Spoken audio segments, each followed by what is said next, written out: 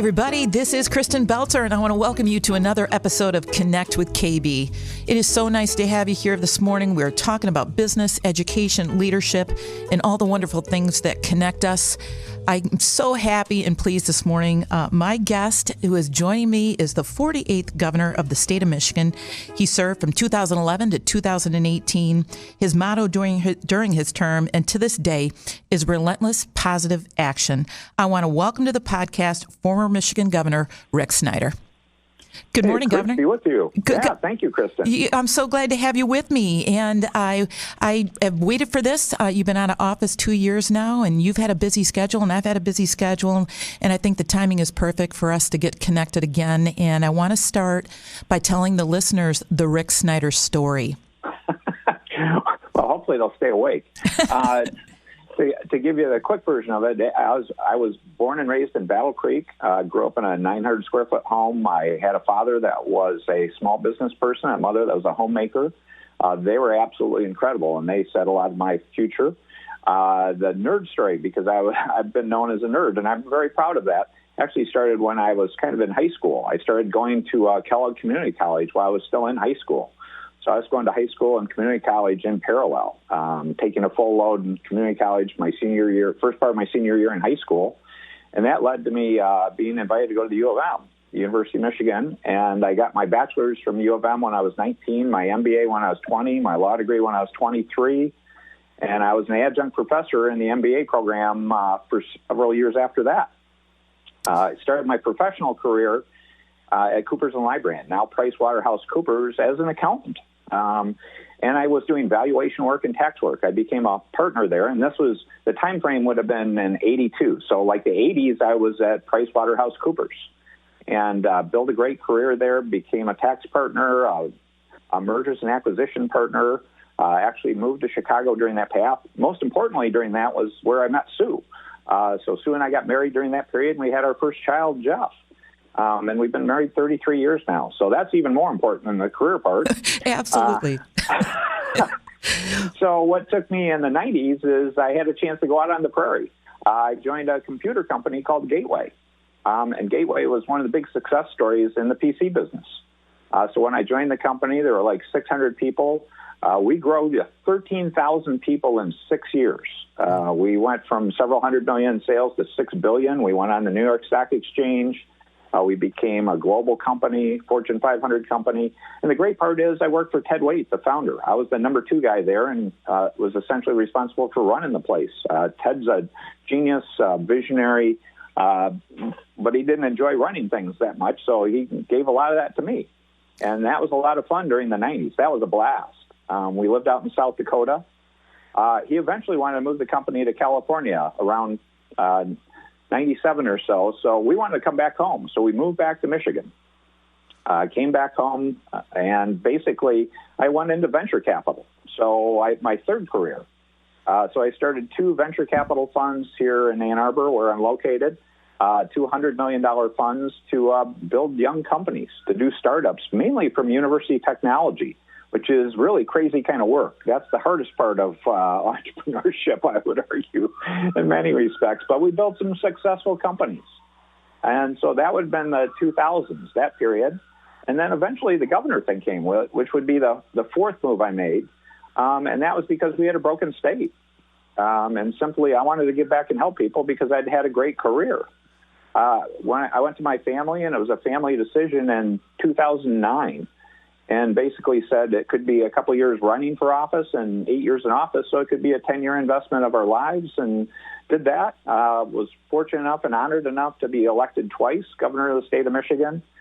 Incredible experience that changed my life, and hopefully I was able to give back to millions of people in the state. And then finished that up and been a helper since then. I tell people this is my 5th career move. My job now is to help people. So I'm just helping people in terms of nonprofits, some young companies, some startups, mentoring some people, just a variety of things, which gives me some more time for some family activities and catching up after being governor, which was pretty all-consuming. Well, I know that with you, and I mentioned in my opening that your motto is RPA. It's a philosophy of no credit, no blame, but rather solving problems in a relentless fashion. Let's talk a little bit about that. Sure. That's something I've lived my whole life, but I never had a name for it. And my parents were part of it, but a person I got to give a lot of credit to that really brought it home to me because he lived it was a gentleman named Jerry Wolf. He was one of my first bosses at Coopers & Lybrand back in the early 80s. And Jerry did great client service work. He had lots of clients, and the amazing part is all kinds of good stuff always happened around Jerry, but Jerry never took credit for anything. But if somebody needed to get a problem solved, they knew who to call. It was Jerry. Even though he never tried to get the spotlight, never tried to get the attention. And I learned a lot from that. It really created an environment where problems do get solved much easier. And so as I became governor, I was living that, and I wanted to share it with others. I wanted to really communicate to others on the team and around me what's a better way to do things, because it worked in my life. And so I came up with the phrase relentless positive action, which, as you said, no blame, no credit. What's the problem? What's the solution? And be relentless in the pursuit of solutions. I'm recognizing that you may not solve the whole thing the first time, but don't give up. Improve it as much as you can, and then come back and work on it again when the time's right. And just stay committed to problem solving, and don't worry about blame and credit. Just get the job done. Well, I remember that, I can remember sitting around the executive table with you and you continuing to talk about that. And I really think it frees people up a little bit, too, when they don't feel that pressure of blame, that if they do something that it might not align right where you need to be at a moment, that they're not going to be chastised for it and that kind of thing, that we all are going to make mistakes and we're going to grow from it, and we're going to be able to, see down the road that it has helped us be better decision makers. Yeah, blame doesn't solve anything. All it does is, cause animosity and hard feelings. It's important to recognize lessons learned. So you don't want to ignore if there's something you can do better, or you can see how you can, what could have been done differently to do it better the next time.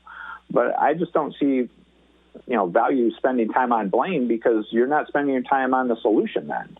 And so many of our problems are tough problems. And that shows up in our political world today, where you find people spending all this time on blame, and they sort of view compromise as a bad thing, because RPA is really effective at getting a recognition to say, again, you may not solve 100% of the problem, but if you solve 80%, isn't that a huge step forward? And what I've always told people is if you can solve a good chunk of a problem, the next time you come back to work on it, you're going to find it's easier to work on the remaining piece. Well, I'm sorry, go ahead. No, you just keep on working away on it. And I found that in several cases on things we did during my administration, is it might have taken several years to get something done, but you just kept on plugging away at it, and then eventually you'll get there, and it does make a difference. Well, you also, this September, you wrote an op-ed for the USA Today talking about the need to bring civility back to the nation. And so I think that what you're trying to do is get the little RPA going across the country as well, and we certainly need it. Oh, absolutely. I mean, I've been passionate about civility. I started talking about that while I was in office several years ago, and included it in most of my talks, because I wanted to make the point, because it's a great concern of mine. I view the greatest threat to our country is not some external threat, and we do have serious things we need to worry about. But the greatest threat to our country is us, and the polarization that's taking place, and the animosity between people that, in many cases, might have been friends in a prior life. And this political world has driven them apart. That's not a healthy thing. You can't be the greatest country in the world if you can't get along with yourself long term. Were there repercussions for that when you did that? What did you hear from people? Well, you hear from there's people on both ends of the political spectrum that don't like that, and they communicate it, but that actually illustrates the point, in my view. If you look at some of the messages I got, and I can't share a number of them on the air, these are things you wouldn't say to anyone. I mean, and if you go back, if you had a personal relationship with someone, these are just unacceptable statements to make that these people are saying. And it really sends a message to say, aren't we humans first? Aren't we Americans first? And shouldn't we find ways to get along? No one's perfect. Everyone makes mistakes. Everyone has a difference of views.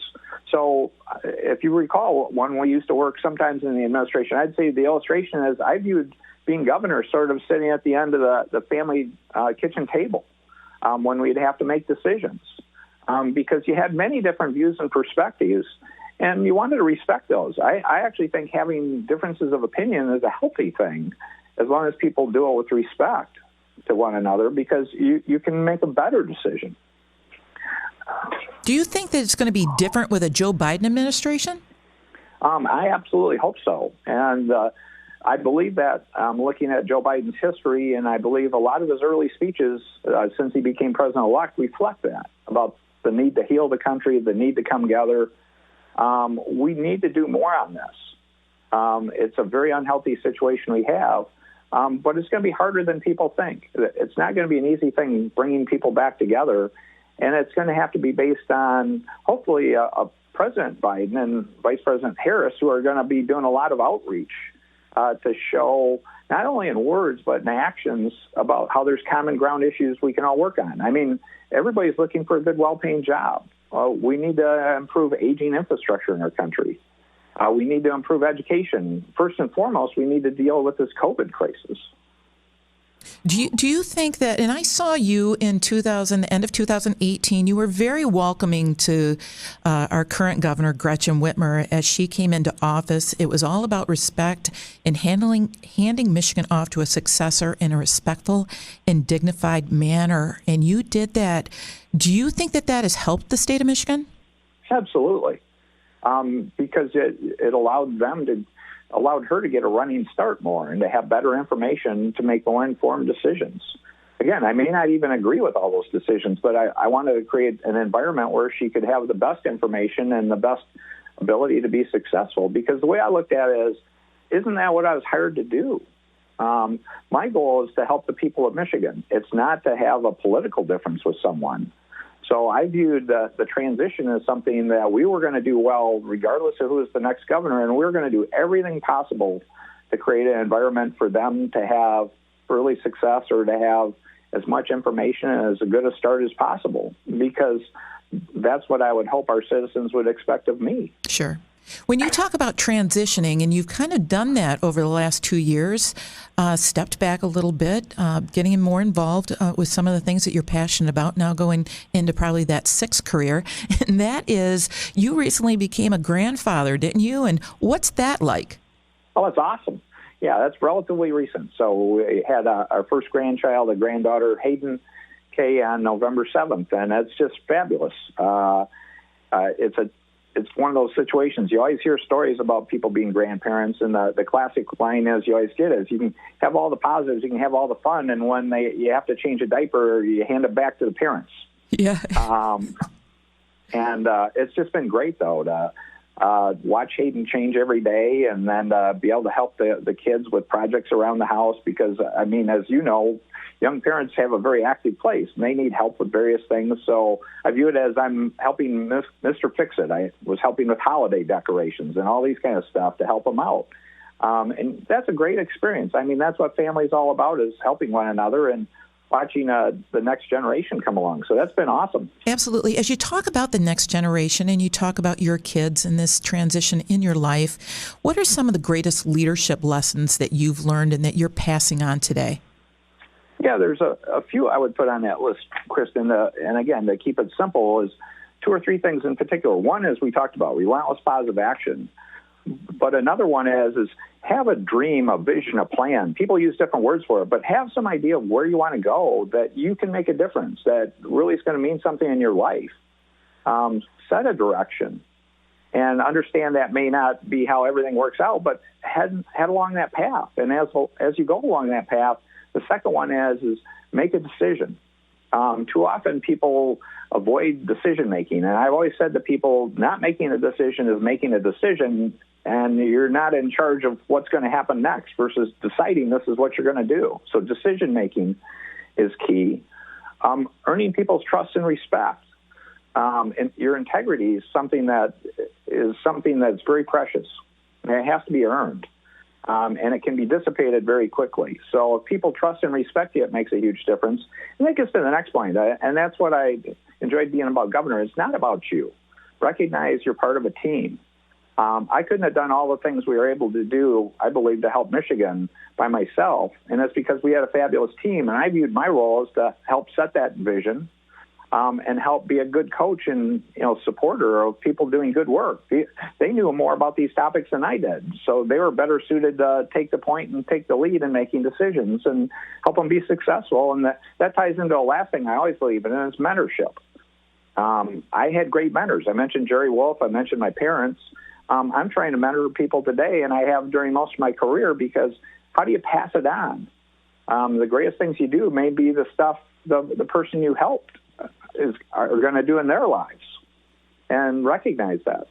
Well, you're absolutely right. I learned so much from being on your team. I certainly, to this day, try and live RPA myself. I want to wish you continued success going forward. Please give my best to Sue and the family. I also want you to know that my good friends at the Gillespie Group and Lansing Brewing Company heard that you were coming on, and they gave me one of those nerd beers. So I'm going to toast you later today, Governor. Thank you so much for coming on with me. I appreciate it.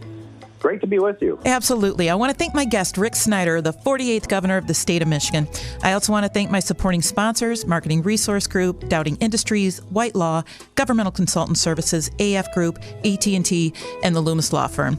You can listen to all of my podcasts at connectwithkb.com. Until we connect again, go live your best life. I'm your host, Kristen Belzer.